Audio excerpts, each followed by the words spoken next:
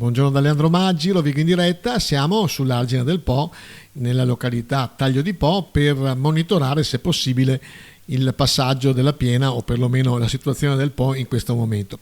Per saperne di più, dal nostro osservatorio per esempio non ci sembrerebbe preoccupante, c'è un flusso continuo senza criticità particolari almeno a vista d'occhio, però vogliamo capirne di più sentendo il responsabile AIPO, l'ingegnere Alberani, che monitora appunto nel nostro territorio. Com'è la situazione ingegnere in questo momento? Monitorando e stiamo verificando tutti i punti, abbiamo sempre le cose da monitorare costantemente, niente di particolare. Tra le varie emergenze e le varie preoccupazioni ci sono anche le nutrie, qualcuno dice che potrebbero anche minare e preoccupare gli argini. Dal vostro punto di vista cosa ci potete dire? Anche questo è sotto controllo, cioè, di fatto abbiamo delle ditte che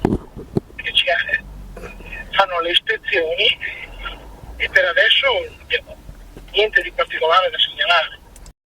Nelle prossime ore quindi ingegnere cosa ci dobbiamo aspettare, ma soprattutto ci dobbiamo preoccupare o no? No, non è la fine, rimaniamo in quota gialla per un po' di tempo, tanto per dire, ma è diciamo lo scolmamento delle acque di monte. Grazie ingegnere, la ringraziamo ricordandola che appunto lei è responsabile per questo territorio per AIPO e naturalmente ci permetteremo di richiamarla se ci dovessero essere altre criticità. Grazie a lei, salve.